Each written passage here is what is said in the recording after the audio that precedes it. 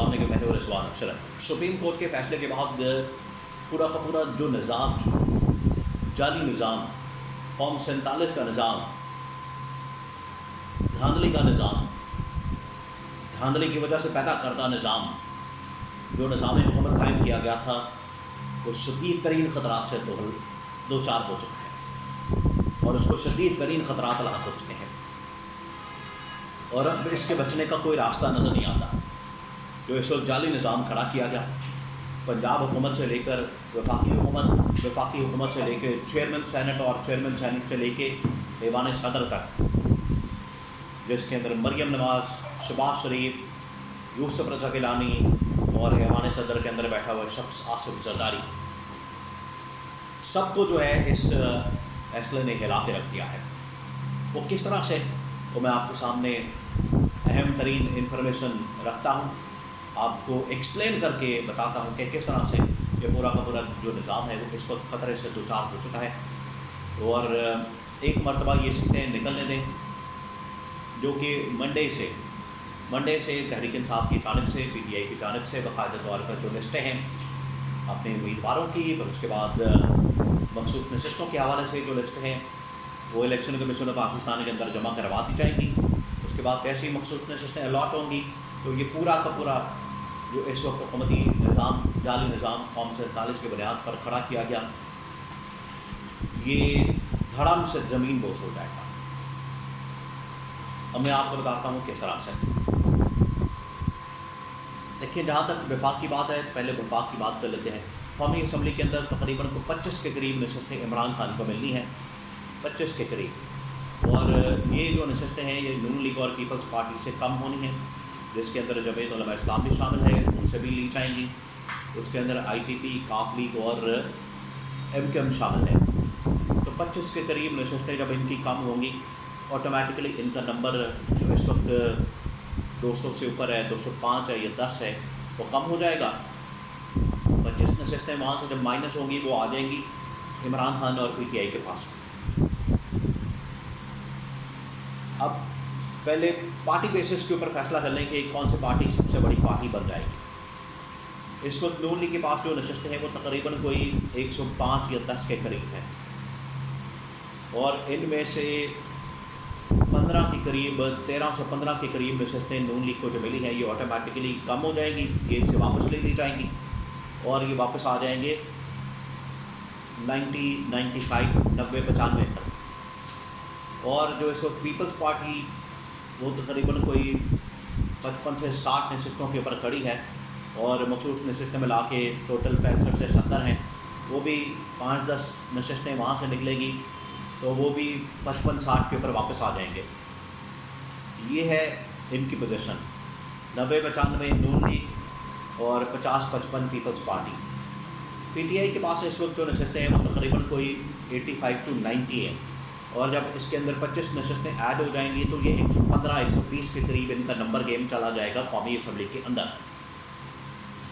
इसका मतलब ये है कि जो PTI है वो पाकिस्तान की सबसे लार्जेस्ट पार्टी बन जाएगी। जिस तरह से पिछले सेटअप के अंदर इमरान खान और PTI की जो जमात है वो सबसे लार्जेस्ट पार्टी थी, इस मरतबा भी इस निज़ाम के अंदर, इस सेटअप के अंदर इमरान खान की पार्टी इस फैसले के बाद सबसे बड़ी पार्टी बन जाएगी। ये पहली बात, जिसकी वजह से स्पीकर का इलेक्शन, इसका मतलब है कि वो भी पूरे कोरम के साथ, कौमी असम्बली के कोरम के साथ नहीं हुआ। और अगर स्पीकर का इलेक्शन नहीं हुआ तो वज़ीर आज़म का दो तरह से उसको मसाइल होंगे। एक तो वो इलेक्शन वज़ीर आज़म का, सेकेंड ये कि उसके पास मेजॉरिटी ख़त्म हो जाएगी और किसी वक्त भी उसके ख़िलाफ़ अदम एतमाद या एतमाद का वोट लेने का कहा जा सकता है।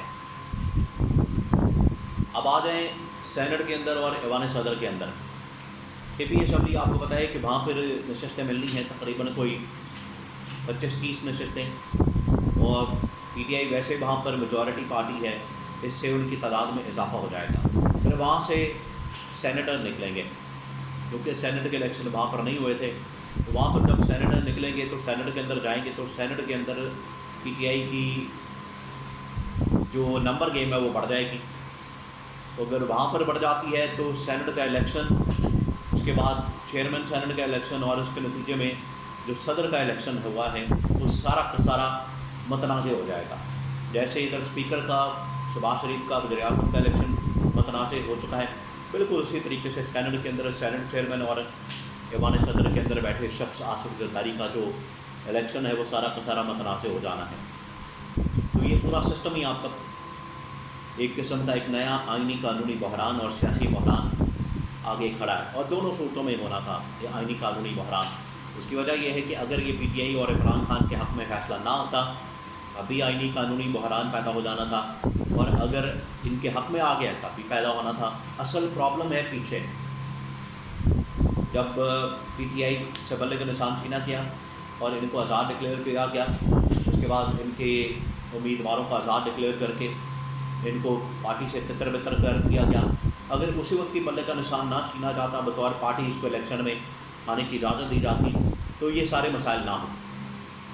आज खैर सुप्रीम कोर्ट पाकिस्तान की जानब से जो फैसला आया, इसमें PTI अपनी तमाम नशस्तें बहाल करने जा रही है बतौर PTI जमात, और इस फैसले के अंदर लिखा गया, इस फैसले के अंदर कहा गया कि इमरान खान ने PTI के तौर पर बतौर पार्टी अपनी पार्टी के चेयरमैन और PTI बतौर जमात और इनके बल्ले का निशान वो हर हाल में बहाल करना है। इंटर पार्टी इलेक्शन होने हैं और उसके बाद वो सबमिट करके इनकी पार्टी वैसी बहाल हो गई है, उसके बाद इलेक्शन सिंबल भी इनका बहाल हो जाना है।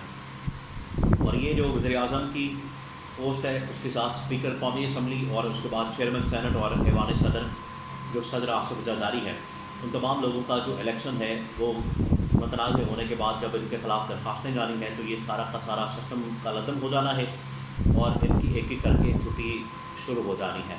तो ये इमरान खान ने जो चाल चली, इमरान खान ने जो अंदर बैठ के अदयाला जेल के अंदर बैठ के इनको एक ही झटके से फारिग कर दिया, एक ही झटके से शहबाज शरीफ को, एक ही झटके से आसिफ जरदारी को, एक ही झटके से चेयरमैन सेनेट को, एक ही झटके से स्पीकर कौमी असम्बली और पंजाब की गवर्नमेंट और वज़ीर आला पंजाब मरियम नवाज़ को सबको फारिग कर दिया।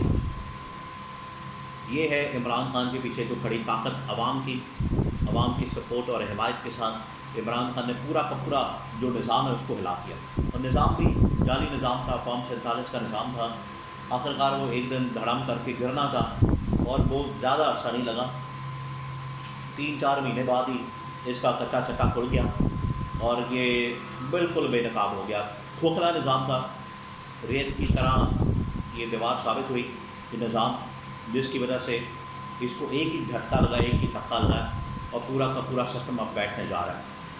और इमरान खान बतौर पार्टी चेयरमैन, PTI बतौर जमात और बल्ले के निशान की वापसी के साथ इनकी सिस्टम के अंदर, निज़ाम के अंदर बड़ी तगड़ी किस्म की एंट्री होने जा रही है।